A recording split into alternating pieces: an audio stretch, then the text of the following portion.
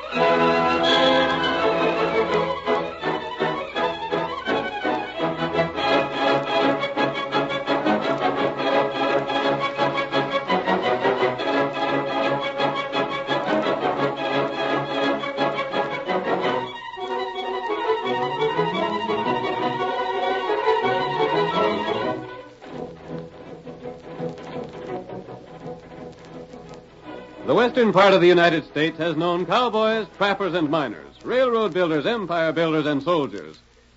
But of the whole adventurous group in the glorious history of that wild territory, one figure stands out above all the rest, the figure of the masked rider of justice.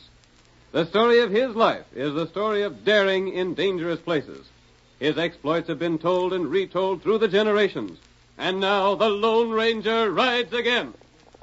Come on, Silver! There's trouble between the ranchers and the sheepmen! Hi-yo, Silver!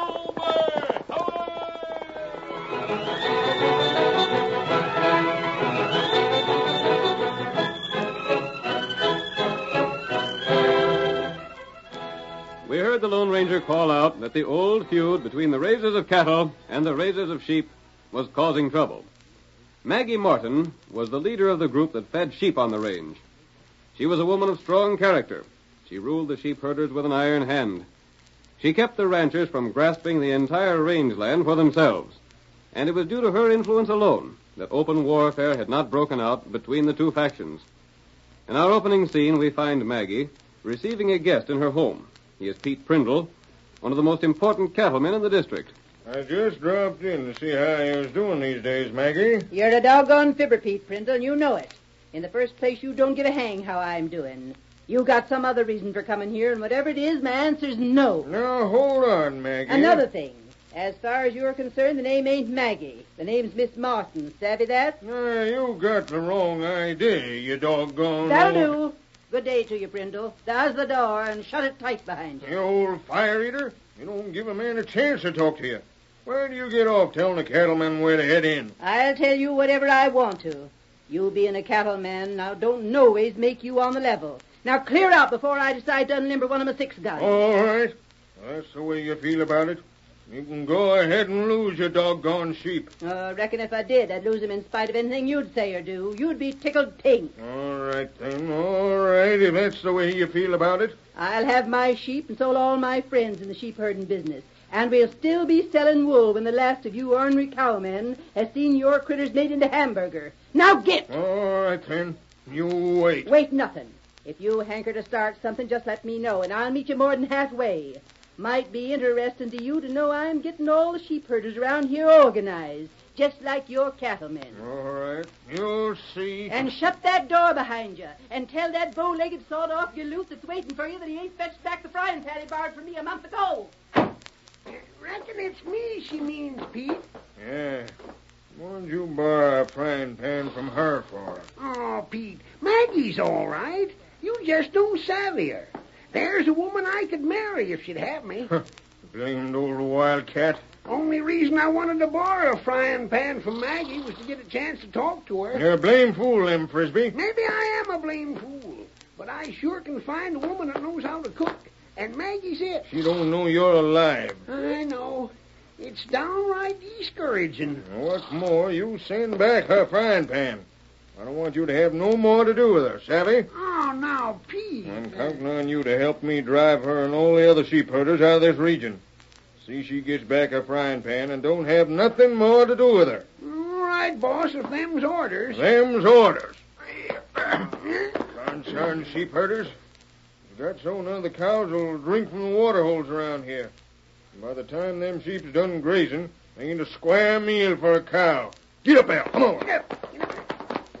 Pete, Well, you said something about driving off the sheep herders. yeah, I got a scheme in mind. Take organization and cash. What's your scheme? Ain't no use telling it yet. I've got to get all the cowmen together and have a meeting. Then I'll tell them what my scheme is and how we'll work it. Well, if it takes cash, there ain't much chance putting it over. Money's pretty scarce. Well, maybe money's scarce, so is rangeland. Won't be no rangeland for cattle if them sheep's around here much longer. I suppose so, but Well, you what? Get up there. Come on, get on. You what, Lem? I hate to see Maggie pulling out. Well, blasted lovesick to loot. She sure can cook. So can the Chinaman I got over at my ranch. And Maggie can do a good day's work. She'd sure make a man a good wife. Never mind thinking about a wife. Think about what we'll do with cows if the sheep ain't drove out. I tell you, Lem, we got to get the cattlemen organized and work a scheme on Maggie Martin and the rest of the sheep herders. I'll bet you Maggie'd have some thought for me if it wasn't for the foreman of her ranch. Dad, rat it, Jim Potter shining up to her every chance he gets. To think the woman I hanker to marry has to be raising sheep.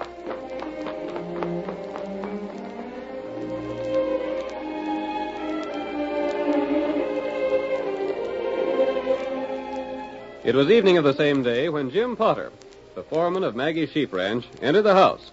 He drew up his chair before a table filled with good food. Darn nice of you to invite me into the house for meals, Maggie. Shucks.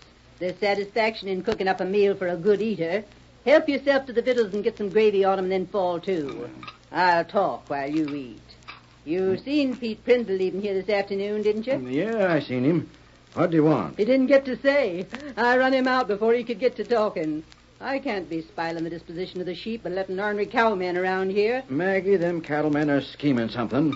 We gotta watch 'em close. Ain't nothing they can do. We're here, and we're going to stay here. If the cowmen don't like it, let 'em hunt new grazing. They resent us being here something awful. What about it?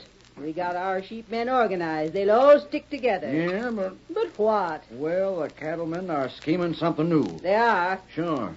Fact is, I heard from one of the boys they're holding a meeting tonight. Where? At Pete Prindle's house. What are they going to do there? Well, that's what I'm worried about. They'll be plotting against us, Maggie. Doggone it, they're going to be plotting against us for sure. They can plot against us all they want, but they can't drive us out in here. We got land right from the government, and we're going to stick. Now, don't you worry about it, Jim. Fill up your plate again and get yourself around some more of that fancy cooking. Well, that ain't hard to do. Jim, did you hear that? That hombre was right outside the window, heard everything we said.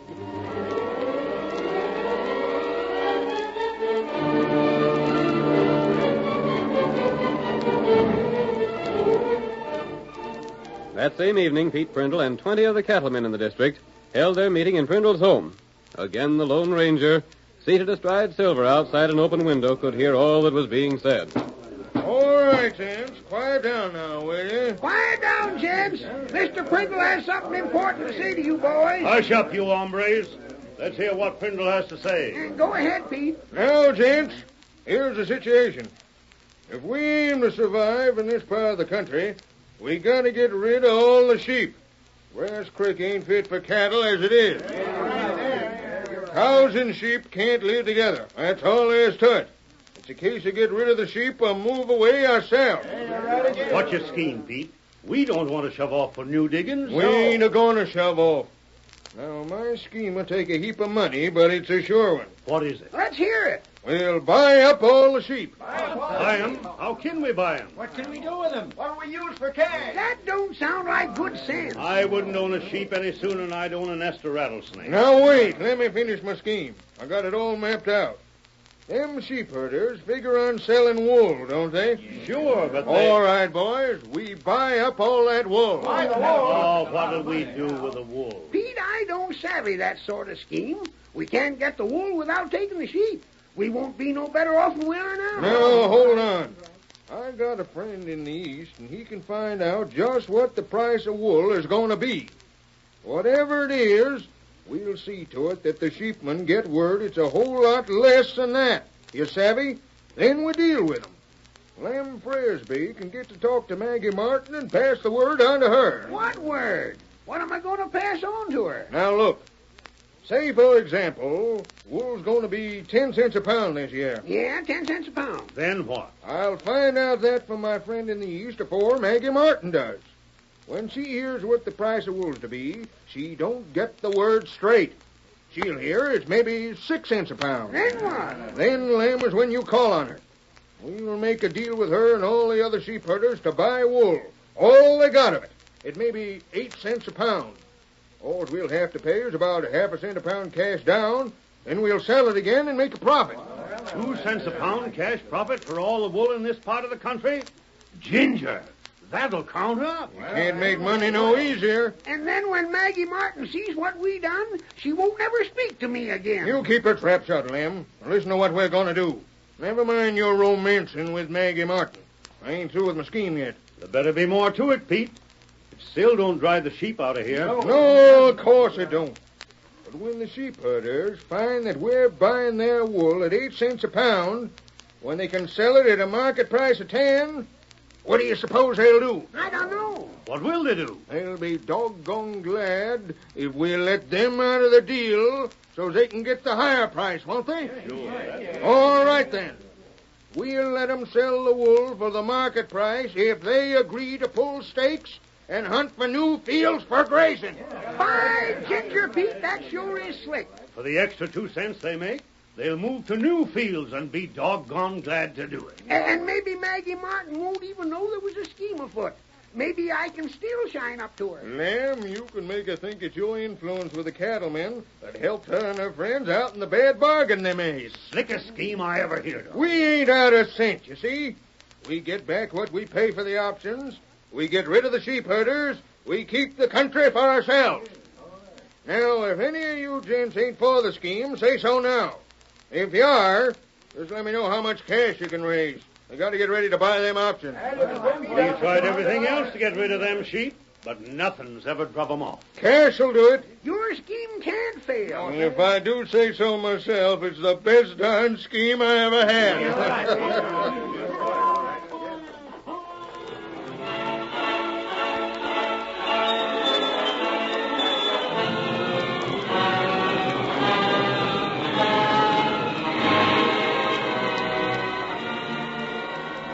When the Lone Ranger had learned the plans of the cattlemen, he raced to his small camp. There he met Tonto, who had gathered information about the sheep herders. The faithful Indian repeated what he had discovered. It's as I thought, Tonto. Those people are deserving of our help. Them plenty brave. Have plenty trouble raise sheep. And the cattlemen have made all the trouble. Furthermore, this country isn't well suited to cattle. If the cattlemen move on now, it'll be the best thing for them in the end. That's right. South of here, everything is suited to the raising of cattle. The plan I have will be the best for everyone concerned. What you plan? We must learn a few things more about Pete Prindle, and then we'll be ready to act.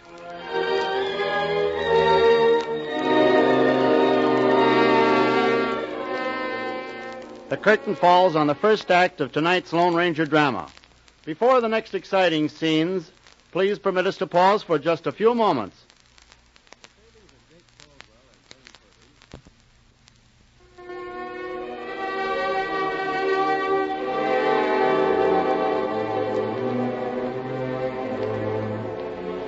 Now to continue our story. The cattlemen under the leadership of Pete Prindle and the sheep herders, led by Maggie Martin, were struggling for the control of the range.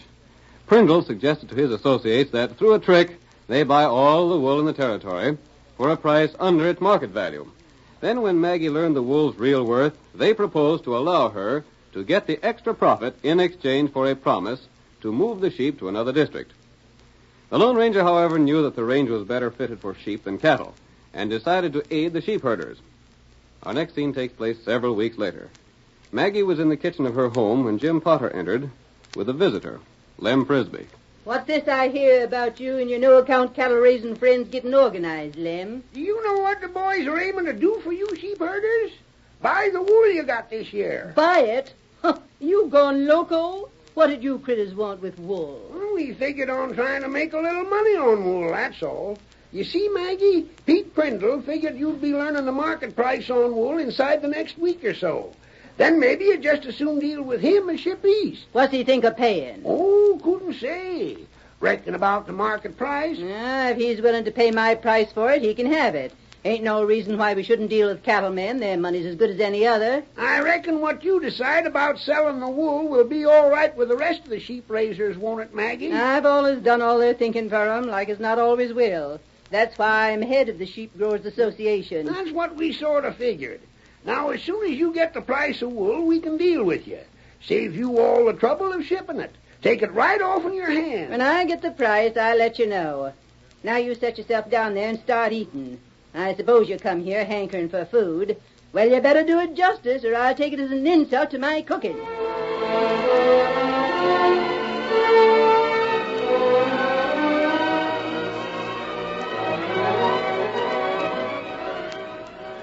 After enjoying a meal with Maggie, Lem returned to Prindle's ranch and made his report. So you see, Pete, she was perfectly willing to deal with us. I thought she would be. As long as we pay her price. She'll think we'll be paying a plenty high price for it. I got word from my friend in the East. Come by Pony Express. Well, how'll Maggie get her information, Pete? Here's the way it's arranged. Next week sometime, the Pony Express will bring me the price on wool. At the same time, it'll bring a price to Maggie. But the price she'll get won't be the real price. The real price will go out by stage. Same way it's always done. But the stage will be a couple of weeks longer in getting here. She'll be at least another 2 weeks getting her real information. Yeah, the right information. She'll get some information before that on the Pony Express, you savvy? Yeah, I reckon so. It's easy to savvy, Lem. Maggie'll get a message telling her the price on wool's 6 cents a pound this year. My friend in the East said it'd be at least 10 cents a pound with things as they are. It might go as high as 20 cents a pound. 20 cents a pound? Yeah. We can make ourselves a fortune before we're done. Might be better to keep the wool and take a profit instead of getting the sheep herders to move. You say Maggie'll think the market price is 6 cents? Yeah. And I'll make her an offer. It'll be enough below the real market price so we can make a profit. She'll be blame glad to get out of the options she's given us. I've got enough cash from the boys to pay for the options. I've got the message I want sent to Maggie all fixed up, and it's already on its way to my friend in the East. He'll send it to her by the Pony Rider. The same time he sends me the real price. Doggone good thing there's such a thing as the Pony Express. Yeah, we couldn't put the deal across otherwise. I gotta have some way of getting the price before Maggie gets it by the stage. But everything's working out just slick.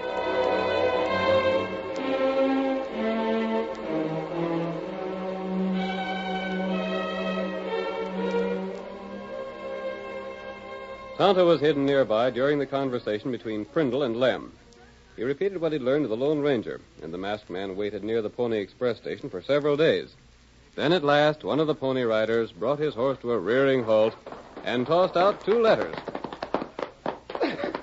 2 pieces of mail for this station. Well, that's downright unusual. Who's getting mail besides Pete Prindle? Maggie Martin. Letter for her and a letter for Pete. My horse ready? All ready. I'm on my way. Get up there. Letter for Maggie Martin, eh? I'll take that to You her. what the... I said I'd deliver it to Maggie. A masked man. See here, you I'm can't... not going to rob the mails. Give me that letter. Where'd you come from? I've been waiting for that letter. I'll deliver it. But, Dad, read it. Look here, stranger. If you don't deliver it, it means you've stolen the mail. That'll be my worry. I'll Silver!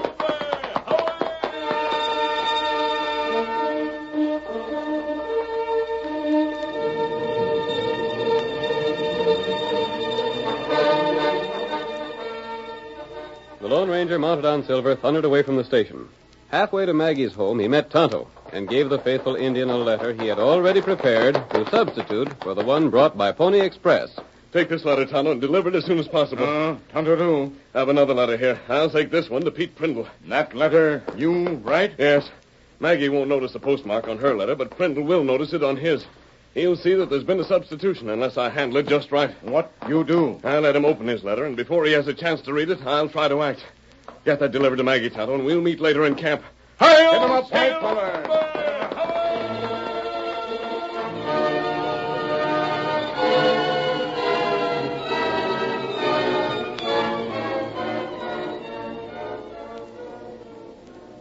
Reckon that's the letter you was expecting, ain't it, Pete? Yeah, when it come, Lamb? Just now. One of the boys fetched it up to the ranch house. Let me see it. I'm anxious to find out just what the price on wool is going to be. Yeah, me I too. reckon Maggie got a letter in the same mail. She won't ever suspect it ain't the true price on wool that she got. Well, let me see. What does this say? Raise your hands. Leaping catfish. What's this mean? I said raise your hands. I'm here to look for something. Well, look here, mister. You He's can't... masked, Pete. He's likely an outlaw. You better do what he says. I'm looking for a letter with money in it.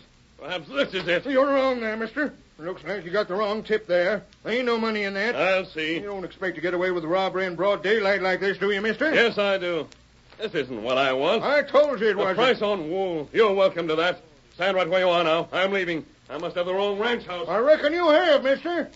Gosh, he come in fast and went out faster. Let me see that letter before something else happens.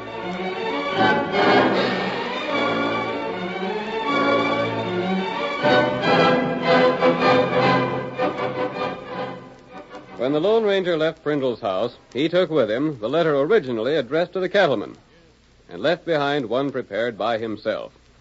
Prindle read what he believed to be his friend's quotation on the price of wool, then went with Lem to call on Maggie. Maggie, surrounded by a group of her friends, came right to the point of the meeting. Well, name your top price. Well, now, Maggie, I don't know so much about the price on wool. The heck you don't. You know as much about the price as I do. Name your figure. I'll take it or leave it. Well, I might go as high as 10 cents a pound, speaking for all the cattlemen. 10 cents my eye. The price is 18 cents a pound. Take it or leave it. We can't go that high, Maggie. All right, then leave it. We'll sell in the east. Pete, you know what that mess is. Shut up. What's agreed here stands, and no backing down. You savvy that? I might go 14 cents. You heard my price, 18. Well, how's to split the price? 18 is the price, Brindle. No splitting difference or nothing else. I'll go 16 cents a pound and not a penny higher. What do you say, gents? Do you want to take 16? It's a go, then. 16 cents stands. Drop the option and pay over your money. 16 it is. Here's $1,000 cash money to bind the deal. Now, you agree to sell us every pound of wool that comes off in your critters. That's what we do. By darn, she's a good woman to deal with. She don't hedge or beat around the bush none. You won't back down on the deal, will you, Maggie? You heard what the deal was. I don't back down no more than you do. Well, here's the money, and all these gents is witnesses.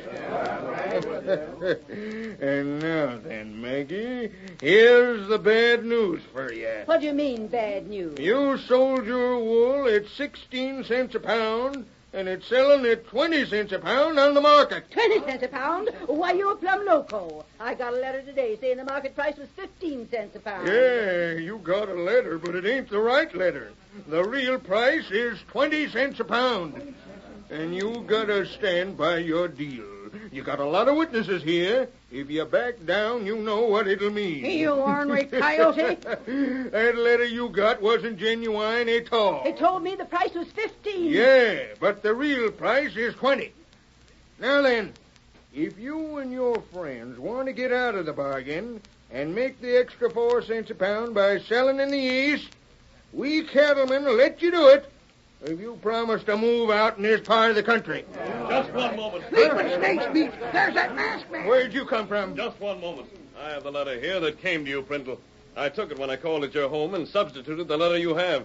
I didn't give you a chance to see the real market price on wool. What's this mean? Who is this masked man? What's this talk about the real market price? This letter is the one the Pony Rider brought from the east.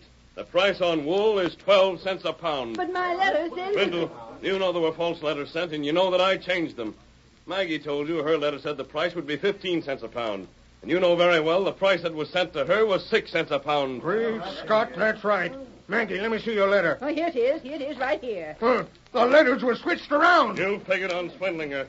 You thought the price would be 20, so you paid 16. And the real price is 12. 12 cents a pound. 12. Leaping crowbait, and you bought for 16. Wow. Maggie put over a deal on the cattleman. We can't pay no such price like that. We ain't got the cash. You'll pay it, you four-flushing, underhanded swindler, or you'll forfeit your $1,000 option money. And, Prindle, you'll have a hard time explaining to the men what you're going to do to repay the money they've entrusted to you. I can't explain it. We can't lose that $1,000. It's all the cash the cattlemen have got. And you can't afford to buy the wool and lose 4 cents on every pound you handle. I do think, however, that Maggie and the sheepherders would release you from the bargain and return the option money if you agreed to leave this country to the sheep. Leave it? Full stake? Head south. Head for cattle country. I hate to leave Maggie. You leave? Why, you half-pint. You ain't no cowman nohow. You better stay and go into sheep raising. What about it, Prindle?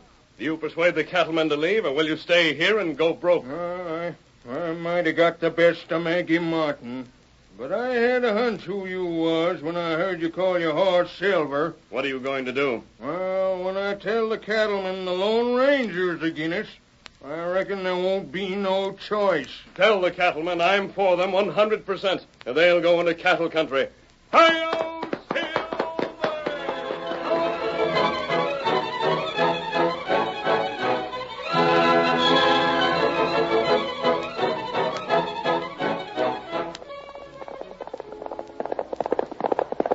Come on there, Silver, old boy. Tonto's waiting on the trail ahead. Stretch out those great legs of yours. Hi-yo, Silver!